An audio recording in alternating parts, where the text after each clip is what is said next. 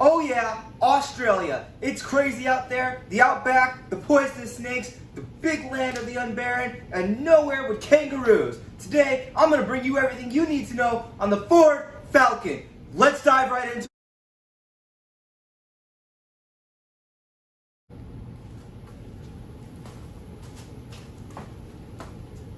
The Ford Falcon, a V8 sedan with nothing but crazy amounts of horsepower, and also came with an inline six. Let's get started. The first gen, 1960. Well, Australia was losing sales to Holden, and what did they decide to do? Well, they only had the Zephyr, the Consul, and the Zodiac. They could have imported, but it would have been a lot more money. And Ford was trying to be, cheap, trying to give everyone reliability. Everyone what they know at the time. So they took a trip straight down to American Detroit and saw the North American Falcon, and they freaking loved it!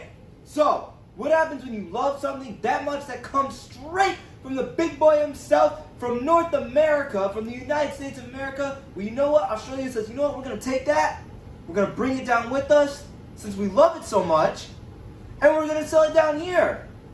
It also gave us a sedan and a station wagon, which came as a V8 or an inline six.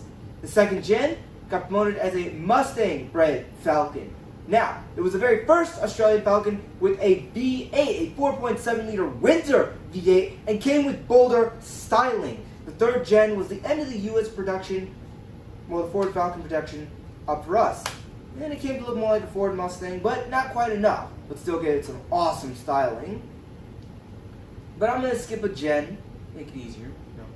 The fifth gen was 1988 through all the way 1998. It looked like the European model Scorpio, but still had 100% bones of Australia.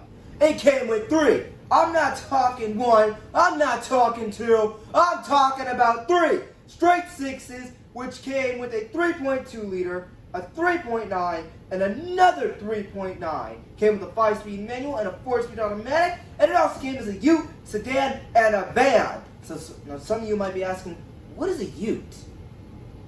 Well, a ute is just basically a coupe with a little bit of a truck styling to it. Okay? It's a truck with some styling to it. Makes it awesome. Only Australia.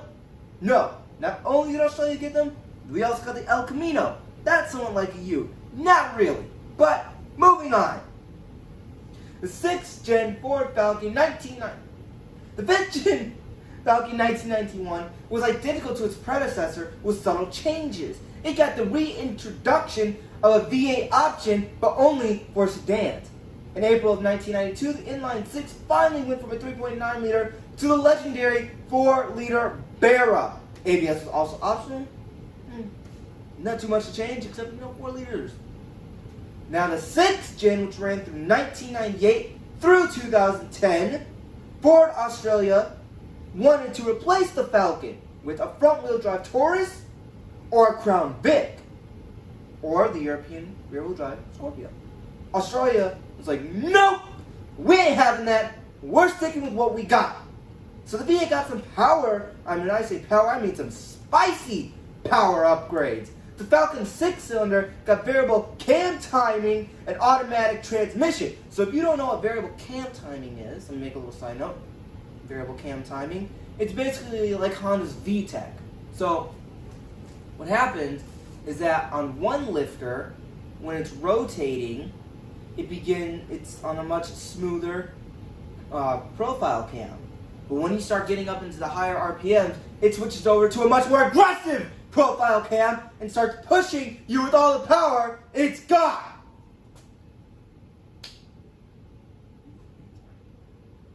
Now, a whole new V8 was made. It came as a 5.4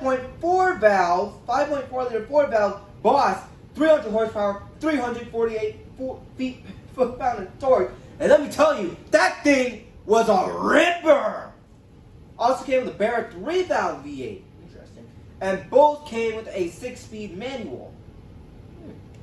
Now, just when we thought that they were going to discontinue it, back in 2008, Project Orion, also known as the next Ford Falcon generation,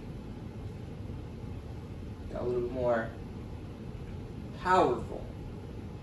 Now, it came with an XR6. That's kind of like a big upgrade. The XR6 had a bigger intercooler, higher compression ratio, extra boost, and strengthened internals. I mean, you can push that thing up to 800 horsepower, and that's like the Australian version of a 2JZ, but with 1 more liter of displacement. No replacement for displacement, people. Goodness.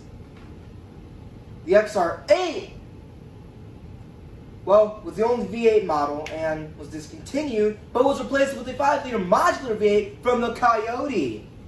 And no, it did not come with a supercharger. Now, it was near the end of 2016, we saw the end of the Ford Falcon, which would end production. Will Ford ever make another crazy, awesome sedan like this ever again? Leave me something in the comments and let me know. Let's wait and see. Over here across the pond in America, our sedans are kind of meh. Nothing crazy about them. Pretty chill, pretty tame. Anywho, that's the end of this video. See you guys in the next one.